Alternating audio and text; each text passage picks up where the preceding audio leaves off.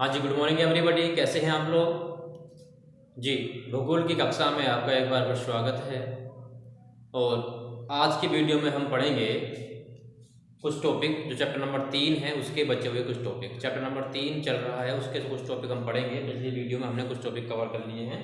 तो आज का टॉपिक रहेगा हमारा ज्वालामुखी उद्गार, जो कि पृथ्वी की आंतरिक संरचना कक्षा 11 के भौतिक भूगोल का हमारा चैप्टर नंबर 3 है, उसका टॉपिक है ज्वालामुखी उद्गार। तो पिछली वीडियो में हमने बताया था आपको, ज्वालामुखी विस्फोट होता है तो ज्वालामुखी विस्फोट के बाद पृथ्वी के अंदर से बहुत सारे शिलाखंड, राख, धूल कण या लावा पृथ्वी से बाहर निकलता है।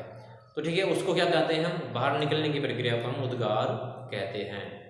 तो ठीक है, ये उद्गार की जो प्रक्रिया है ये 2 प्रकार की होती है, इसलिए मैंने यहाँ बात की थी ज्वालामुखी उद्गार। तो ये ज्वालामुखी उद्गार की प्रक्रिया भी 2 प्रकार की होती है, यानी धरातल से ज्वालामुखी से लावे को बाहर निकलने की 2 प्रकार की प्रक्रिया होती है। एक प्रक्रिया होती है दरारी उद्भेदन। इसको क्या कहते हैं? दरारी उद्भेदन कहते हैं या दरारी उद्गार कहते हैं। यहाँ आप समझेंगे उद्गार या उद्भेदन का मतलब एक ही होता है। कभी आप कंफ्यूज हो जाएंगे, लिख रहा हूँ दरारी उद्भेदन, यानी ज्वालामुखी जो लावा बाहर निकलता है उस जिस क्रिया के द्वारा बाहर निकलता है उसे उद्भेदन या उद्गार कहा जाता है। ठीक है, तो दरारी उद्भेदन और दूसरा होता है केंद्रीय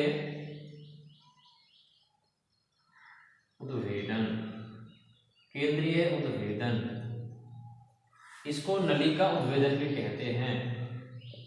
आप दोनों समझ लीजिए, जब पृथ्वी के अंदर से जो हमारा लावा है, जब विस्फोट की प्रक्रिया हो रही है तो जो लावा है पृथ्वी के अंदर से विभिन्न दरारों के माध्यम से होकर के बाहर निकलने का प्रयास करता है, तो उसको क्या कहते हैं? हम दरारी उद्भेदन कहते हैं। समझ लीजिए, विभिन्न दरारों के माध्यम से बाहर निकलता है तो उसे क्या कहते हैं? दरारी उद्भेदन कहते हैं। मान लीजिए हमारा धरातल ये है और यहाँ हमारा ज्वाला उद्गार का लावे का केंद्र है या लावा बेस है, लावे का बेस है। एक बात तो यहाँ आपको याद रखनी है, पृथ्वी के अंदर जो तरल पदार्थ है जो पिघली हुई अवस्था में है, अगर वो धरातल के नीचे रहता है तो उसे हम मैग्मा कहते हैं। जैसे ही वो धरातल के ऊपर बाहर निकलता है उसको लावा कहा जाता है। तो यहाँ मैं कह रहा हूँ ये मैग्मा बेस है, यानी मैग्मा चैम्बर है, यानी इसको ऊपर जाएगा जब उसको लावा कहेंगे। तो मैग्मा बेस है, यहाँ प्रेशर पड़ रहा है तो ये विभिन्न दरारों के माध्यम से बाहर निकलने का प्रयास करेगा। ठीक है, तो इस प्रकार से इसको क्या कहेंगे? हम दरारी उद्भेदन कहेंगे, क्योंकि विभिन्न दरारों के माध्यम से बाहर निकल रहा है। ये दरारें पृथ्वी की चट्टानों के अंदर होने वाले विन्यास या चटखनों के बाद बन जाती हैं। जैसे आप कभी कभी देखते हैं धरातल खिसक जाता है तो 2 भाग अलग हो जाते हैं, हल्का सा गैप उसमें हो जाता है, तो उन भागों से हमारा लावा निकलने का प्रयास करता है, इसलिए इसको कहते हैं हम दरारी उद्भेदन। अब हम बात करते हैं केंद्रीय उद्भेदन की। तो सिंपल सी बात है, इसको मैंने नलिका उद्भेदन भी कहा है। इसका मतलब यह है कि जब हमारा लावा यानी मैग्मा चैम्बर से एक नली के माध्यम से ऊपर बाहर निकलता है। मान लीजिए धरातल है हमारा और एक नली है, इस नली के माध्यम से हमारा ये मैग्मा जो इकट्ठा है ये बाहर निकल जाता है, तो उसे क्या कहते हैं हम? क्योंकि एक नली के माध्यम से निकल रहा है इसलिए क्या कहते हैं हम? केंद्रीय उद्भेदन या नलिका उद्भेदन भी कहते हैं, क्योंकि ये एक केंद्रीय बिंदु के माध्यम से बाहर निकल रहा है, इसलिए इसको कहते हैं केंद्रीय उद्भेदन। ठीक है, यहाँ तक आप क्लियर कर लीजिएगा। अब इससे आगे का टॉपिक आता है, इससे अगला टॉपिक आता है जो मैंने पिछली वीडियो में भी इसके बारे में डिस्कस किया था कि आने वाले वीडियो में मैं आपको ज्वालामुखी के द्वारा बनने वाली आकृतियों के बारे में बताऊंगा। तो आज जो टॉपिक पढ़ेंगे हम ज्वालामुखी की आकृतियां पढ़ेंगे, यानी ज्वालामुखी द्वारा बनने वाली आकृतियां। सिंपल सी बात है, मैंने अभी आपसे कहा ज्वालामुखी के अंदर से विभिन्न प्रकार के गैसीय पदार्थ, लावा, शिलाखंड आदि निकलते हैं। ये शिलाखंड या जो हमारा लावा है ये ही हमारे विभिन्न आकृतियों को जन्म देता है। ठीक है, जब यह लावा धरातल के ऊपर जन्म देता है तो कहलाता है हमारा धरातल के ऊपर विभिन्न आकृतियों को जन्म देता है तो उसे कहते हैं हम धरातलीय आकृतियां। और यह लावा अगर पृथ्वी के धरातल के अंदरी भागों में जम जाता है, विभिन्न भागों में दरारों में जम जाता है और आकृतियों को जन्म देता है तो उसे क्या कहते हैं हम? अंतर्वेदी आकृतियां कहा जाता है। ठीक है, तो यहाँ इसी प्रकार से हमने दो भागों में डिवाइड कर दिया है। सबसे पहली बात कर लेते हैं हम अंतर्वेधी आकृतियां, अंतर्वेधी, ठीक है, यानी आंतरिक भाग में बनने वाली या आंतरिक आकृतियां कह सकते हैं इनको। दूसरी हमारी बाह्य या धरातलीय आकृतियां। सिंपल सी बात है, अब इनको डिफाइन करने की आवश्यकता नहीं है, आप समझ गए होंगे। जब पृथ्वी के भूगर्भ से या ज्वालामुखी के अंदर से लावा निकल करके पृथ्वी के आंतरिक भागों में ही जमने के बाद विभिन्न प्रकार की आकृतियों को जन्म देता है, तो उन आकृतियों को क्या कहते हैं, हम अंतर्वेदी आकृतियां कहते हैं। दूसरी कंडीशन में जब लावा पृथ्वी के धरातल से बाहर आकर के विभिन्न आकृतियों को जमने के बाद विभिन्न आकृतियों को जन्म देता है, तो उन्हें क्या कहते हैं, हम बाह्य या धरातलीय आकृतियां कहते हैं। ठीक है, तो अब इनमें कुछ हम आकृतियों को यहाँ डिफाइन कर देते हैं, सबके एक बार नाम लिख लेते हैं, कौन कौन सी आकृतियां यहाँ पर बनती हैं। ठीक है, ठीक, तो हम बात करते हैं पहले अंतर्वेदी में। सबसे पहले हम बात करते हैं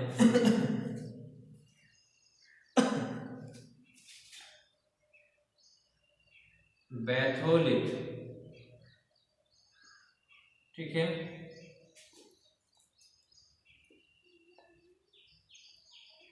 लैकोलिथ, नंबर 3 है लैपोलिथ। एक में का है, एक में पा है। देखो बैथोलिथ, लैकोलिथ, लैपोलिथ, और नंबर 4 आता है फैकोलिथ, नंबर 5 आता है सिल, और नंबर 6 आता है डाई। ये आकृतियों के नाम जो लिखे हैं पृथ्वी के आंतरिक भाग में बनने वाली आकृतियां हैं, ज्वालामुखी के माध्यम से जो लावा निकलता है उसके जमने के बाद ये बनती है। ठीक है, अब हम बात करते हैं बाह्य आकृतियों की। हम बात करते हैं बाह्य आकृतियों की, तो हमारा आता है सील्ड ज्वालामुखी नंबर 1 पर। नंबर 2 पर होता है सिएंडर शंकु। ठीक है, नंबर 3 पर होता है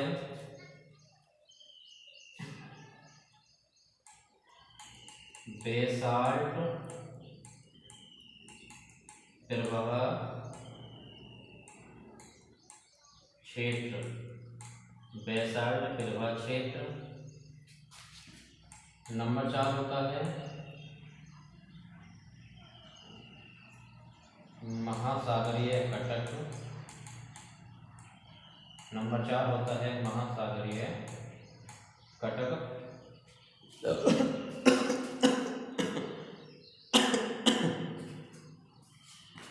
आगे आता है नंबर 5 पर मिश्रित ज्वालामुखी, मिश्रित ज्वालामुखी। और नंबर 6 पर आता है कालडेरा। कालडेरा को क्या कहते हैं, कालडेरा, इसको ज्वालामुखी कुंड भी कहा जाता है, इसको कड़ाहा भी कहा जाता है। कड़ाहा, इसके बारे में बात करेंगे, सबके बारे में हम अभी बात करेंगे। कड़ाहा, कालडेरा, या इसको क्या कहते हैं, ज्वालामुखी कुंड भी कहते हैं। ठीक है, जल्दी से स्क्रीनशॉट ले लीजिए, फिर हम इनके बारे में एक एक करके भी पढ़ना शुरू करते हैं। चलिए शुरू करते हैं। मैं यहाँ पर लिखे रहने देता हूँ, उसके बाद बात करेंगे। और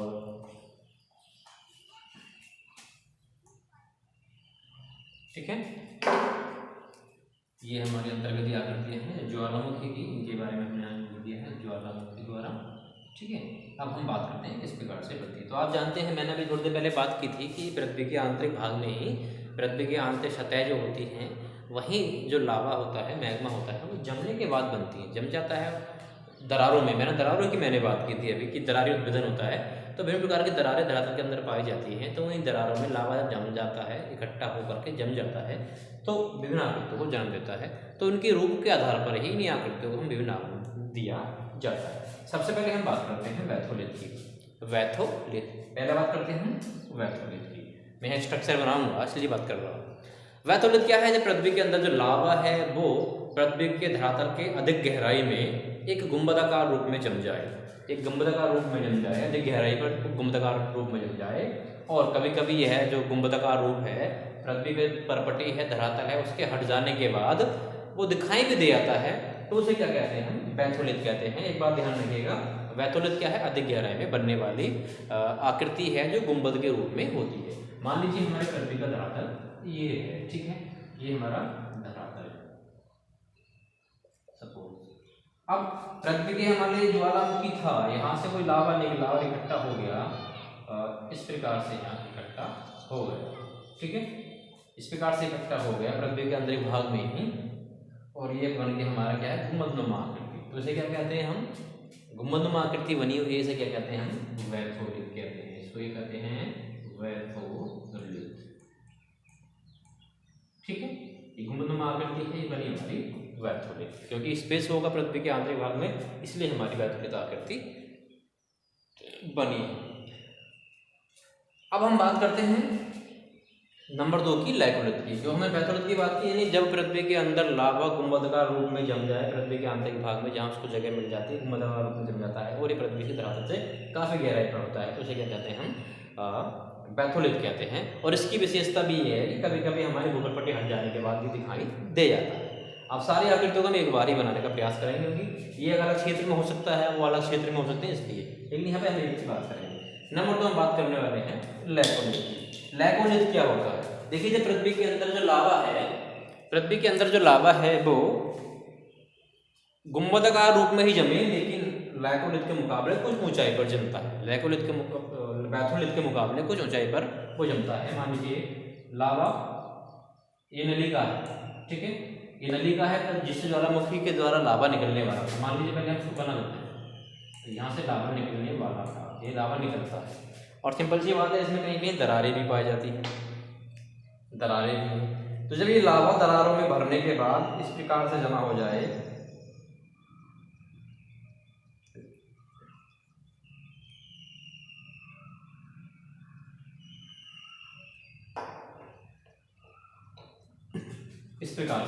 इस प्रकार से जमा हो जाए लावा, उसे क्या कहते हैं हम? ये बन जाती है हमारी गुंबदाकार आकृति, इसे हम कहते हैं लैकोलिथ। इसकी भी विशेषता यह है कि भूगर्भपट्टी के हट जाने पर ये हमें दिखाई दे सकता है, ठीक है। तो ये हमारा क्या होता है?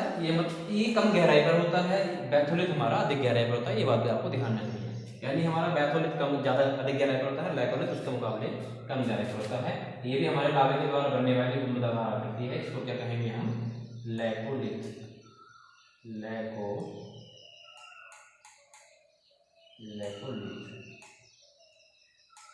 ठीक है, ये बना हमारा लैकोलिथ। अब बात करते हैं हम लैकोलिथ की। लैकोलिथ क्या है भाई?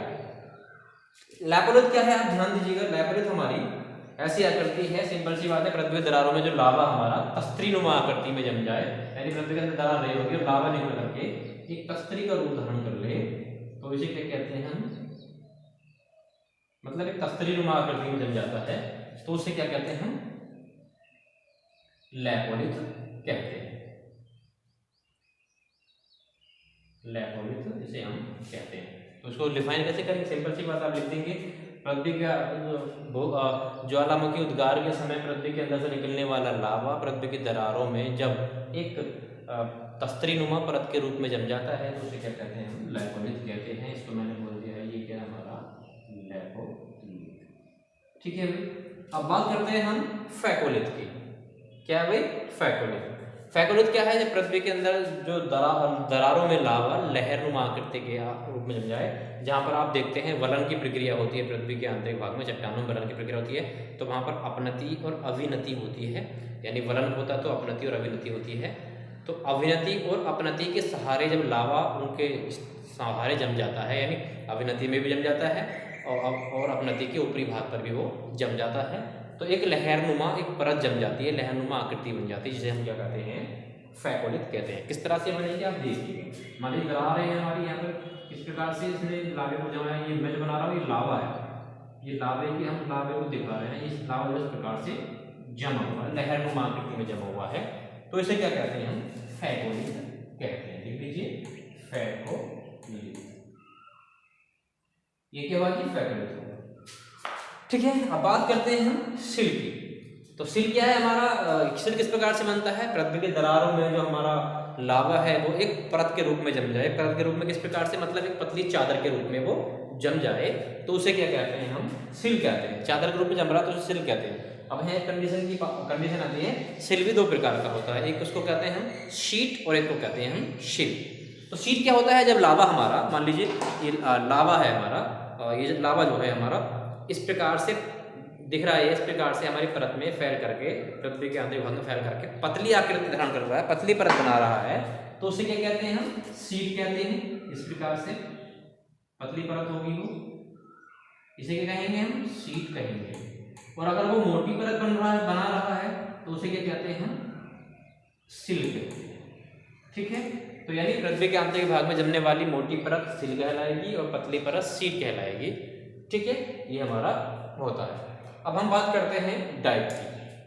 तो डाइक क्या होता है? देखिए, जब डाइक किस प्रकार से बनने वाली आकृति है, जो लावे के द्वारा बनने वाली आकृति आप जानते हैं, यह जो आकृति है लावे के द्वारा धरातल के समकोण पर जमने के बाद बनती है, एक लंबी दीवारनुमा आकृति बना लेता है लावा, उसी को कहते हैं हम डाइक कहते हैं। मान लीजिए लावा निकला, और लावा निकलने के बाद उसने क्या किया? यहाँ से पूरे भाग को थोड़ा से बंद कवर कर लिया, एक हमारी क्या बन गई है? एक पूरी दीवारनुमा आकृति बन रही है, पूरी लंबी परत बन गई है। किस प्रकार से? इस प्रकार से। मान लो इस प्रकार की हमारी पूरी खड़ी परत बन गई है। जहाँ हम सील की बात कर रहे थे वो इस प्रकार से थी, शीट की बात कर रहे थे वो इससे पतली वाली परत हो जाती। ठीक है, सामने वाली ऐसे धरातल के अंदर जम जाती है। लेकिन हम बात कर रहे हैं डाइक की, तो डाइक क्या है? हमारी धरातल के अंदर जमने वाली इस प्रकार की आकृति। मान लो इस प्रकार से कोई दरार रही होगी, उसके अंदर ये हमारा लावा होकर के इस प्रकार की आकृति उसने धारण कर ली है, उसे क्या कहते हैं हम? डाइक कहते हैं। तो ये हमारा क्या हो गई? डाइक। ठीक है, तो स्क्रीनशॉट ले लीजिए।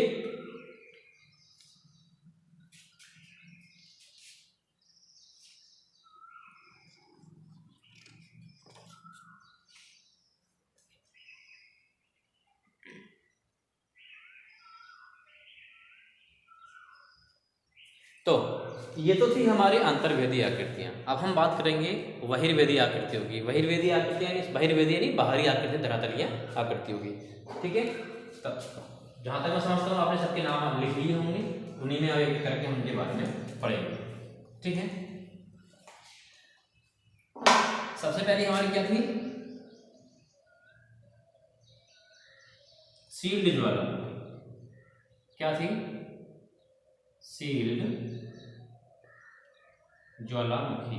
सिंपल सी बात है, एक बात ध्यान रखना, मैं बहिर्वेदी आकृति की बात कर रहा हूँ, तो सिंपल सी बात है, हमारा धरातल रहा होगा, अंदर से लावा निकला होगा, और लावा जो पृथ्वी के धरातल पर जम करके जम गया होगा, तो विभिन्न प्रकार की आकृतियां उसने बनाई होगी। इन्हीं आकृतियों को हम क्या कह रहे हैं? विभिन्न नाम दे रहे हैं। ठीक है, इन्हीं आकृतियों को हम विभिन्न नाम दे रहे हैं। ये हमारी बाहरी आकृतियां होती है लावे के जमने के बाद से, इन्हीं को हम विभिन्न आकृति दे रहे हैं। अब हम बात करते हैं सील्ड शंकु की। हाँ जी, सॉरी, सील्ड शंकु नहीं, सील ज्वालामुखी की बात कर रहे हैं। वो बार बार मुंह से निकल गया है, लिखा कुछ सही है लेकिन मुंह से निकल रहा था सील शंकु, तो माफी चाहते हैं। ये हमारा सील ज्वालामुखी है। तो किस प्रकार से बनता है? मान लीजिए धरातल के अंदर से जो लावा निकल रहा है, तो ये जो हमारा सील शंकु है, ये सिंपल सी बात है, बेसाल्ट से निर्मित होने वाली आकृति है। पृथ्वी के अंदर से जो लावे के माध्यम से बेसाल्ट के पदार्थ निकलते हैं वो जम जाते हैं। बनता कैसे है? जब पृथ्वी के अंदर से जो बेसाल्ट निर्मित लावा है वो बहुत ही तरल अवस्था में होता है, तो सिंपल सी बात है, वो दूर तक फैल जाता है। दूर तक फैलने के बाद वो किस प्रकार की आकृति निर्माण करता है, इसे क्या करते हैं हम? और जमने के बाद इस बन जाता है हमारा सील्ड ज्वालामुखी। ठीक है, यानी पृथ्वी के अंदर से निकलने वाला लावा अधिक तरल अवस्था में होता है, जिसकी वजह से वह स्थान अधिक घेर लेता है, अधिक क्षेत्र तक फैल जाता है, और उसी को क्या कहते हैं हम? सील्ड ज्वालामुखी कहते हैं। इसकी एक विशेषता ये है कि इसमें विस्फोट की प्रक्रिया कम होती है वास्तव में, लेकिन कभी कभी जो हमारा सील्ड ज्वालामुखी है, इसकी जो नली है, अगर इसमें पानी भर जाए तो इसमें अधिक विस्फोट हो जाता है, कि बहुत खतरनाक बन जाता है। ठीक है, तो इस प्रकार की आकृति को हमने क्या कहा? सील्ड ज्वालामुखी कहा। दूसरी हम बात करते हैं दूसरा हमारी आकृति थी हमारे पास में सिलेंडर शंकु।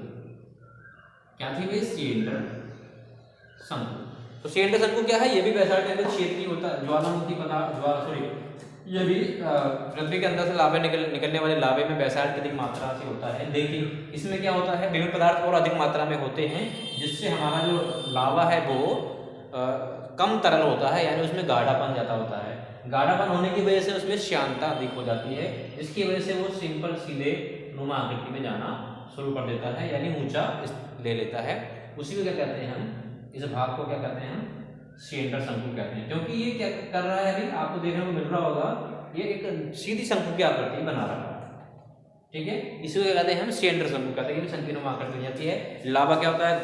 अधिक गाढ़ा होता है, गाढ़ा होने की वजह से ये सीधा ऊपर इकट्ठा होना प्रारंभ हो जाता है। उसी प्रकार से जैसे आप एक बूंद पानी आप मेज पर डाल लीजिए या एक बूंद शहद मेज पर डाल लीजिए, तो जो शहद होता है गाढ़ा होता है, उसकी श्यानता अधिक होती है। तो आप देखते हैं कि जो पानी है वो तो पूरा फैल जाता है, पूरी मेज पर फैल जाएगा, मतलब उसका पूरे काफ़ी स्पेस को घेर लेगा, लेकिन शहद की बूंद पूरी वहीं पर वहीं रहेगी, मोटी दिखाई देगी आपको।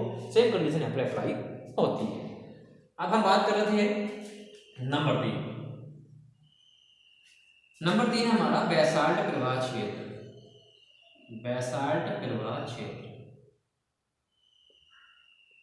तो बेसाल्ट प्रवाह क्षेत्र क्या होता है? यानी ऐसे क्षेत्र होते हैं, ये आकृति बनती है, लेकिन उन क्षेत्र ज्वालामुखी द्वारा बनने वाली ऐसी आकृति है जो एक बहुत बड़े भूभाग पर बेसाल्ट के प्रसार से फैलने से बनती है। मान लीजिए लावा यहाँ से निकला और लावा निकलते निकलते विभिन्न भागों में ऐसे फैलना शुरू हो गया, बहुत भागों में ऐसा फैलना शुरू हो गया, तो उसे क्या कहते हैं हम? बहुत अधिक मात्रा में लावा निकलता है एक बार में और बहुत अधिक भूभाग पर वो कवर कर लेता है, तो उसे क्या कहते हैं? बेसाल्ट प्रवाह क्षेत्र कहते हैं। ज्वालामुखी द्वारा बनने वाली ये आकृति होती है धरातल पर। ठीक है, तो ये हमारा बन जाता है बेसाल्ट प्रवाह क्षेत्र। ठीक है, अब नंबर 4 हम पढ़ेंगे। नंबर 4 में मैंने बात की थी, नंबर 4 होता है हमारा मिश्रित ज्वालामुखी। मिश्रित ज्वालामुखी ऐसी आकृति है जो हमारे लावे के द्वारा बनती है, लेकिन जब लावा निकल रहा होता है तो वो समय अंतराल के बाद विभिन्न परतों में जम जाता है। विभिन्न परतों में जमने के बाद जो आकृति बनती है उसे क्या कहते हैं? मिश्रित ज्वालामुखी कहते हैं, क्योंकि उसमें विभिन्न प्रकार की तहें दिखाई देती हैं। उसका डायग्राम भी बना के मैं दिखा रहा हूँ। जैसे नंबर 4 पढ़ना क्या हमको भाई? मिश्रित ज्वालामुखी। ठीक है, पहचान क्या था मैंने? जो लावा धरातल से ऊपर निकलने के बाद विभिन्न प्रकार की परतें बना लेता है, विभिन्न प्रकार की परतें बना लेता है, इसी को क्या कहते हैं? मिश्रित ज्वालामुखी कहते हैं, क्योंकि लावे के मिश्रित कई परतों के मिश्रण से ये हमारा ज्वालामुखी बना होता है। ठीक है, इसे क्या कहते हैं हम? मिश्रित ज्वालामुखी कहते हैं। लावे के द्वारा बनने वाले आकृति सिंपल सी बात है, आपको पहले बताया जा चुका है। अब हम नंबर 5 बात करेंगे। नंबर 5 आती है हमारी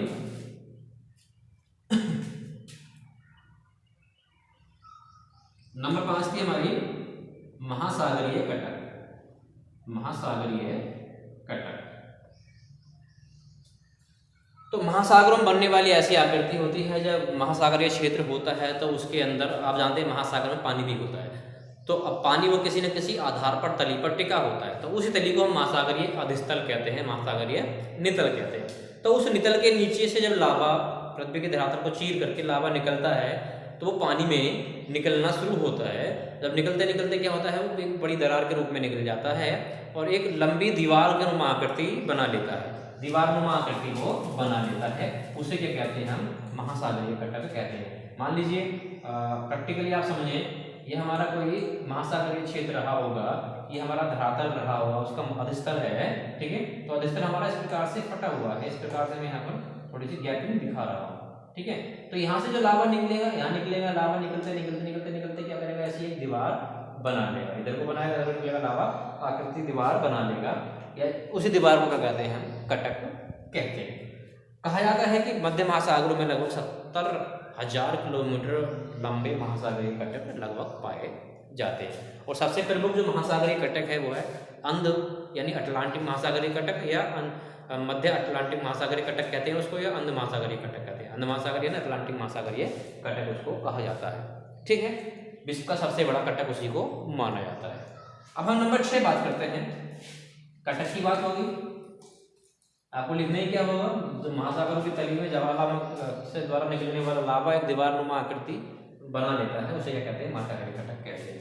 नंबर 6 में हम बात करते हैं कालडेरा। कालडेरा मैंने इसको क्या कहा था, ज्वालामुखी, ज्वालामुखी कुंड इसको हम कहते हैं, इसको हम क्या कहते हैं, कड़ाहा भी कहते हैं। कड़ाहा कैसे बनता है, देखिए मान लीजिए हमारा ज्वालामुखी है, ज्वालामुखी है, इसमें उद्भवन की प्रक्रिया हो रही है, तो इस छिद्र में क्या है, लावा निकल रहा होता है, लावा हमारा छिद्र है, ये हमारा ज्वालामुखी का छिद्र है, लावा निकल रहा है, इस प्रकार की आकृति बन जाती है। तो जो कालडेरा किस प्रकार से बनता है, ज्वालामुखी के मुख पर बहुत अधिक तीव्र विस्फोट से जो ज्वालामुखी का मुख है बहुत बड़े आकार उसका खाली हो जाता है, बहुत नीचे धस जाता है, उसको क्या कहते हैं, कालडेरा कहते हैं। इस प्रकार से वो आकृति आपको दिखाई देती है। ये क्या बनेगा, हमारा कालडेरा बनेगा इस प्रकार से। ये क्या हुआ, हमारा कालडेरा, ठीक है। यानी जब ज्वालामुखी का जो मुख था वो पतला है काफी, लेकिन विस्फोट हुआ तीव्र गति से, विस्फोट होने के बाद से क्या हुआ, उसके अंदर से लावा निकला और वो जो मुख था वो फट करके बाहर गिर गया और वहां पर एक गहरा गड्ढा हो गया, जिसको हम क्या कहते हैं, कालडेरा कहते हैं। इसको कड़ाहा भी कहते हैं, क्योंकि ये कड़ाहे जैसी आकृति ले लेता है। प्राचीन जमाने में जो बहुत बड़े बड़े कड़ाहे चला करते थे, ठीक है। तो ये हमारे आज के टॉपिक हैं, चैप्टर नंबर 3 आज के टॉपिक के साथ में समाप्त हुआ है। इसके कुछ क्वेश्चन मैं भी आपको दे रहा हूँ, समय कम है इसलिए क्वेश्चन आपको घर से करने हैं, फोटो मुझे भेजने हैं, जल्दी से आप क्वेश्चन लिख लीजिए। सबसे पहला क्वेश्चन लिखेंगे अति लघु उत्तरीय प्रश्न में हम बात करेंगे, शॉर्ट आंसर टाइप क्वेश्चन रहेंगे। सबसे पहला तो ये रहेगा, कालडेरा किसे कहते हैं, कालडेरा किसे कहते हैं, किसे कहते हैं। नंबर 2,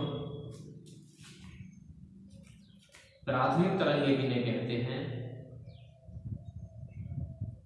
प्राथमिक तरंगे किन्हें कहते हैं। नंबर 3, पृथ्वी की आंतरिक संरचना के अप्रत्यक्ष स्रोतों के नाम लिखिए। पृथ्वी की आंतरिक संरचना के अप्रत्यक्ष स्रोतों के नाम लिखिए, स्रोतों के नाम लिखिए। प्रश्न नंबर 4, प्रश्न नंबर 4 है, ज्वालामुखी किसे कहते हैं, ज्वालामुखी किसे कहते हैं। नंबर 5 है आपका, नंबर 5 रहेगा आपका, भूकंप में कंपन क्यों होता है, भूकंप में कंपन क्यों होता है, ठीक है। ये आपके लघु उत्तरीय प्रश्न है, जल्दी से आप लिखेंगे। वेरी शॉर्ट नहीं, मतलब लघु उत्तरीय टाइप के क्वेश्चन लिखेंगे, ये वेरी शॉर्ट थे, अब शॉर्ट क्वेश्चन लिखेंगे आप लघु के रूप में, इनको शॉर्ट क्वेश्चन कहेंगे। ये 30 वर्ड 30 to 50 वर्ड्स के अराउंड होते हैं।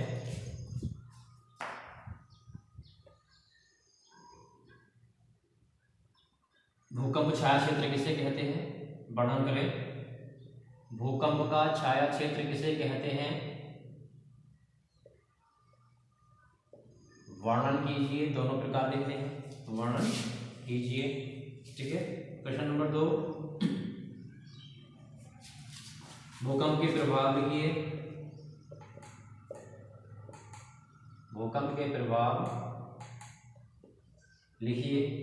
प्रश्न नंबर 3, प्रश्न नंबर 3 रहेगा आपका,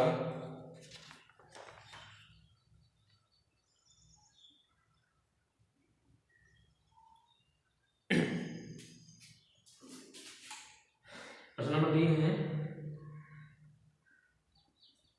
ज्वालामुखी की अंतर्वेदी आकृतियों से आप क्या समझते हैं, सॉरी, ज्वालामुखी की अंतर्वेदी आकृतियों का वर्णन कीजिए, अंतर्वेदी आकृतियों का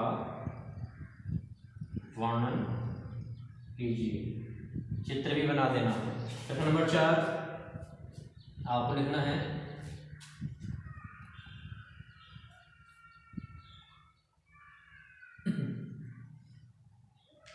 प्रश्न नंबर 4 आपको लिखना है भूकंपीय तरंगें कितने प्रकार की होती है, नाम वर्णन कीजिए। भूकंपीय तरंगों का वर्णन कीजिए, भूकंपीय तरंगों का वर्णन कीजिए। ठीक है, मैंने बोल दिया है, आप वीडियो को रोक करके मेरी आवाज़ सुन कर क्वेश्चन लिख सकते हैं, मैंने जल्दबाजी में इनको किया है। ठीक है, तो ये चैप्टर हमारा समाप्त हुआ और आज के लिए इतना ही। मिलते हैं अगले वीडियो में नए चैप्टर के साथ में। खुश रहिएगा तब तक और पढ़ते रहिएगा। वीडियो को लाइक और शेयर जरूर करते रहिए, कमेंट्स भी करते रहिएगा। मिलते हैं अगले वीडियो में, तब तक के लिए जय हिंद जय भारत।